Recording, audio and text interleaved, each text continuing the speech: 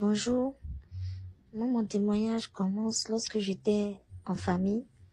Donc je vivais avec mes parents, mon père, ma mère, ma petite sœur. Donc on était tous ensemble dans la maison, on était au niveau de Hongrie et franchement tout se passait très bien. En toute franchise, on était dans des très bonnes connexions. Donc moi j'ai eu mon bac.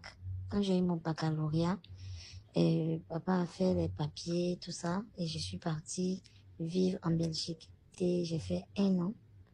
Quand j'ai fait 1 an, bon, on va dire l'année scolaire, et je suis venue en Côte d'Ivoire parce que quand j'allais me retourner, c'était pour faire au moins 4 ans, 5 ans comme ça. Et maman m'a appelé pour me faire asseoir. Bon, moi, il restait déjà 1 mois avant mon départ. Je me suis dit, bon, ce sont les moments et elle veut donner des conseils, tout ça. Dans la discussion, vraiment, c'était chic au début, quoi. Il n'y a pas de souci. Tout était vraiment intéressant. Jusqu'à ce que maman me dise que, bon, il y a quelque chose que je veux te dire, il faut faire. Parce que je suis ta maman, il faut faire. Il faut écouter ce que j'ai à te dire, il faut faire. Moi, je dis, il n'y a pas de souci. Donc, maman qui me dit directement comme ça, ah bon, ce que tu vas faire, c'est que tu dois coucher avec ton papa. J'ai dit, ah, maman, comment ça? Elle dit non, si tu veux vraiment, que tu penses que tu aimes ton papa, que c'est dans la tradition, que tu dois coucher avec ton papa, que c'est vraiment important que tu couches avec ton papa, si tu veux vraiment continuer bien ta vie, être dans les bonnes conditions, tu dois coucher avec ton papa. Et il a demandé si mon papa sait ça. Elle dit, il sait. Moi, ça m'a traumatisé. Je dis, je ne peux pas coucher mon papa. Et puis, j'ai couché mon papa où ça? Elle dit, ici à la maison, que personne ne va savoir. Ça va rester ici en famille. Que tu as couché avec ton papa, c'est très important. Si tu veux vraiment que tout le monde puisse rester bien, qu'on soit à l'aise, il faut que tu sortes avec ton papa. J'ai dit, non, je ne peux pas sortir mon papa. Ma maman, elle a commencé à me faire des histoires, elle a crié sur moi. Elle m'a insulté dans la maison. Je vous jure que le même soir, moi je pensais que c'était fini, je suis partie m'asseoir dans ma chambre. Le même soir, ma maman est rentrée dans ma chambre. Elle est venue faire sortir mes habits et discuter la maison. Donc, c'était déjà, je vous épargne beaucoup les détails, hein. C'est comme ça que on a continué à discuter. Je suis partie, j'ai appelé une amie. Et quand j'ai appelé l'amie, j'ai dit à ma camarade que, ah bon, voilà ce qui se passe chez moi ici, à la maison. Ma camarade, elle est en France. Elle m'a dit, bon, faut aller chez nous, mes cousines sont là-bas. Et puis tu vas rester, on va voir. Je vais expliquer à mes parents. Donc je suis partie chez eux à la maison. Donc quand j'étais chez eux, j'ai appelé mes oncles, j'ai appelé mes tantes. Ils ont appelé à la maison. Ils disent que, ah vraiment, quand ils écoutent l'explication de mes parents là, et même ils savent même pas de quoi il s'agit finalement. Mon oncle est allé à la maison là-bas, mon papa dit, il ne veut plus jamais me voir là-bas et comme ça. Donc je suis restée. Donc j'ai fait 1 mois. La date était arrivée. Et les parents même de ma camarade ont essayé de rentrer en contact avec mes parents. Ils n'ont rien voulu comprendre. Les parents de ma camarade ont dit ça va passer. En attendant, ils vont le prendre en charge. Donc j'étais là-bas. J'étais toujours en train de faire des petites activités. J'ai fait 3 mois, 4 mois finalement encore en Côte d'Ivoire. Jusqu'à ce que les parents de ma camarade m'ont dit, ah bon, mes parents proposent que tu viennes en France. Et puis de là, tu vas rester avec nous ici pour pouvoir continuer tes études jusqu'à ce que la situation puisse se régulariser. Donc, on a commencé à faire encore de nouveau tout ce qu'il faut comme démarche pour que je puisse partir en France. Et c'est là que 2 jours comme ça avant mon départ de la France, je sais pas si les gars, eux, ils savaient ça. 2 jours avant le départ de la France, il y a ma maman qui m'appelle, qui me dit comment je vais. Elle me parle tranquillement. Chez moi, c'est bon. Elle me dit non, il faut que tu viennes à la maison. On va résoudre tout ça. C'est pas la peine que je puisse fuir, que c'est vrai, elle a fait une erreur, tout ça. Moi, j'étais vraiment contente. J'étais vraiment contente.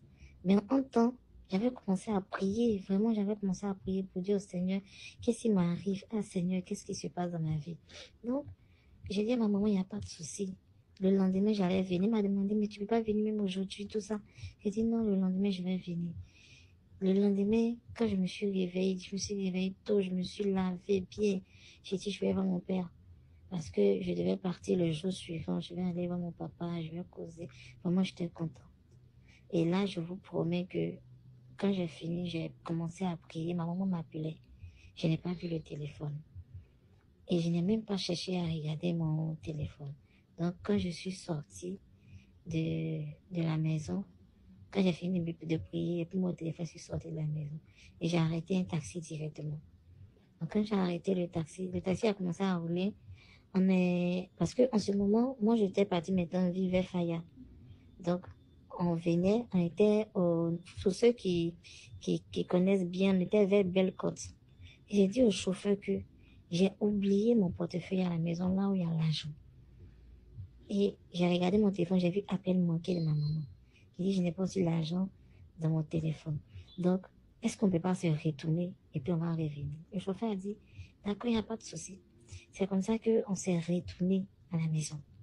Je vous assure, quand on est reparti à la maison pour prendre mon portefeuille, quand j'ai fini pour mon portefeuille, je venais et puis ma petite soeur m'a appelé. Ma petite soeur m'a appelé pour me dire. Parce qu'il faut que je vous dise que pendant tout ce temps, ma petite soeur ne m'appelait pas. Hein. Ma petite soeur ne m'appelait même pas. Je vous promets, ma petite soeur ne m'appelait pas. Quand j'appelle ma petite soeur, elle ne décroche pas. Après, elle a changé de numéro. Ma petite soeur ne m'appelait pas. Mes oncles avaient arrêté de m'appeler. Donc, elle me dit, ah, voici ce qu'il y a, que papa est décédé. Papa vient de décéder un instant, que tout est bizarre à la maison ici. Les gens sont venus à la maison ici, papa est décédé, tout ça. Donc, j'ai dit, ah, tu parles de quoi même? Elle me dit, non, que papa est décédé. Donc, quand elle m'a dit ça, moi, je suis en train d'arriver. Je suis arrivée à la maison. Quand je suis entrée dans la cité, il y a une amie à ma maman qui est venue me voir pour dire de ne pas aller à la maison là-bas, de me retourner. Et c'est le conseil qu'elle peut me donner. Je dis, ah, tata. Elle dit, va à la maison, il faut prier.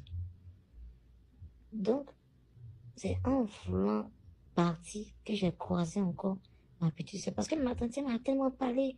Froidement, elle dit, il faut revenir un autre jour. Moi, je lui ai pas dit que moi, je voyageais le lendemain. Elle dit, il faut revenir. Ma petite soeur m'a vu. Quand elle est parlé, j'ai vu ma petite soeur. Je suis venue vraiment de pleurer, pleurer.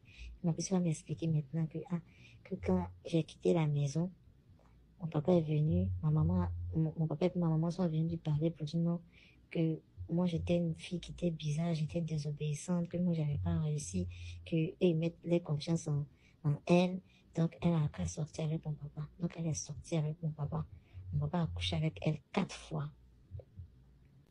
Mon papa a couché avec elle 4 fois. Donc il y a des gens qui sont venus à la maison un jour, qu'ils ont fini de parler avec mon papa a dit à ma maman que non, que ça ne peut pas marcher, qu'il va mourir forcé, que ma petite soeur ne peut rien lui faire, qu'elle ne peut pas apporter, que c'était forcément moi. Donc moi, on m'a appelé là. Aujourd'hui, on m'avait appelé la veille pour que je vienne là. Je suis venue aujourd'hui là, c'était pour qu'on puisse m'attraper de force, pour que mon papa puisse coucher avec moi. Donc c'est comme ça que mon papa est décédé. Je n'ai même pas pu faire, je vous promets, les funérailles parce que ma propre maman a interdit que je vienne à ces funérailles-là. Donc, j'ai dû repousser mon voyage parce que quand j'ai appelé mes parents de l'enfance, les parents de ma camarade d'enfance, là, ils m'ont dit non, il n'y a pas de souci, ils vont repousser, de faire le deuil. Je suis restée jusqu'au funérailles, mais je n'ai même pas pu venir assister aux funérailles. Et on dit les funérailles de mon père, on n'a même pas pu mettre de bâche. C'était une petite veillée de 1 ou 2 heures. Ils l'ont enterré le lendemain, c'est fini. Comme si rien n'était. Donc je veux dire aux gens que vraiment Dieu qu'il est là, il est vraiment puissant. Il est vraiment très puissant. Si tu mets ta confiance en Dieu là, il va te protéger. Même quand tu penses qu'il ne te protège pas là, il est là en train de te protéger. Ce sont mes propres parents aujourd'hui. Mais moi, je rends gloire à Dieu parce que je ne sais pas où j'étais et être aujourd'hui si j'avais pas mis ma confiance en Dieu. Aujourd'hui, ça va, je suis en train de finir mes études, je suis en master, tout va bien, je fais mon petit boulot à côté en même temps et puis je cherche à évoluer.